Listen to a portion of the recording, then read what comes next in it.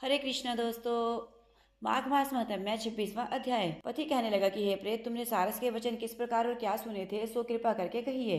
प्रेत कहने लगा कि इस वन में तो कुहरा नाम की नदी पर्वत से निकलती है। मैं घूमता घूमता उस नदी के किनारे पहुंचा और थकावट दूर करने के लिए वहां पर ठहर गया। उसी समय लाल मुख और तीखे आंखों दांतों वाला एक बड़ा बंदर वृक्ष से उतरकर जल्दी से वहां पर आया जहां एक सारस सोया हुआ था। उस चंचल बंदर ने कई एक पक्षियों को देखकर उस सोए हुए सारस को दृढ़ता से पैरों से पकड़ लिया और तो सब पक्षी उतरकर वहां से चले गए, परंतु सारसी भयभीत होकर विलाप करती हुई वहीं पर रुक गई।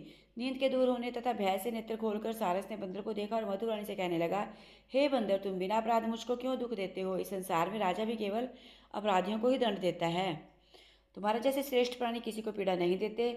हम अहिंसक और दूसरे कर्मों को नहीं देख। जल की काई खाने वाले, आकाश में उड़ने वाले, वन में रहने वाले, अपनी स्त्री से प्रेम करने वाले, दूसरों की स्त्री को त्यागने वाले, दूसरों की बुराई से दूर रहने वाले, चोरी न करने वाले, बुरों की संगति से वर्जित, किसी को कष्ट न देने वाले, सो इस प्रकार मुक्त निरपराधी को हे बंदर छोड़ दो। मैं तुम्हारे पहले जन्म के वृतांत जानता हूँ। यह वचन सुनकर वह बंदर उसको छोड़कर दूर बैठ गया और कहने लगा कि तुम मेरे पूर्व जन्म के वृतांत को कैसे जानते हो? तुम अज्ञानी पक्षी हो और मैं वन में घूमने वाला हूँ। सारस कहने लगा कि मैं अपनी जाति की स्मृति के बल से तुम्हारे पूर्व जन्म का सब वृतांत जानता हूँ।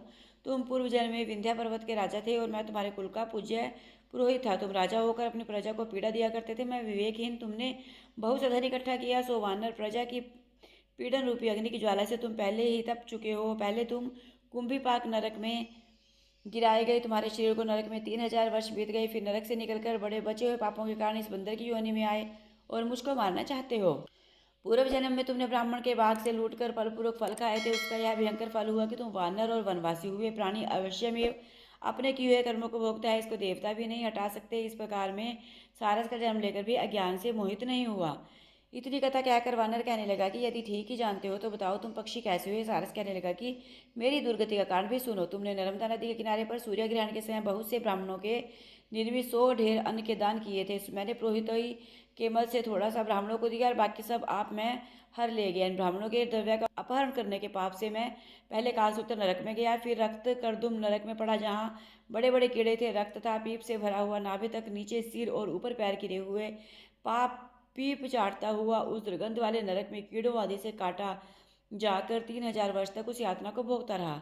मैं नरक के दुख का वर्णन नहीं कर सकता। फिर नरक की यातना से मुक्त होकर उस सारस का जन्म पाया, क्योंकि पूर्व जन्म में अपनी बहन के घर से कांसे का बर्तन चुराया था। उसको मैंने एक जुआरी को दिया, इसी से मैं सारस योनि में आया है। मेरी स्त्री पिछले जन्म में ब्राह्मणी थी, इसने भी कांसे की चोरी की थी, इसी से यह मेरी पत्नी और सारसी हुई। यह सब मैंने तुम्हें कर्म फल कहा। अब भविष्य की बात भी सुनो। अब मैं, तुम और यह मेरी स्त्री भी हंस होंगे, कामरूप देश में सुख से निवास करेंगे। फिर इसके पश्चात गौर योनि में और फिर जाकर दुर्लभ मनुष्य योनि को प्राप्त होंगे।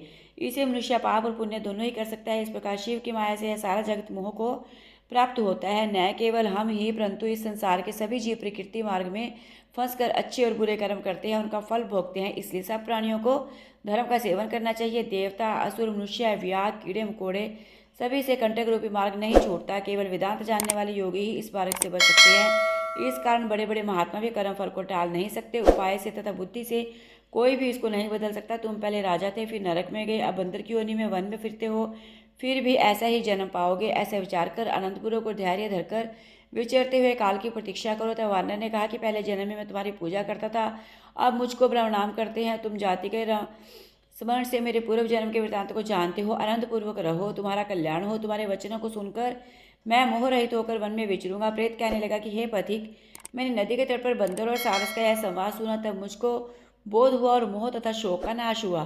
तो दोस्तों, कैसी लगी आपको 26वें अध्याय की कथा? अगर अच्छी लगी तो प्लीज़ वीडियो को लाइक करें, चैनल को सब्सक्राइब करें, वीडियो को अपने सभी सोशल अकाउंट्स पर शेयर करें। हरे कृष्णा, राधे राधे।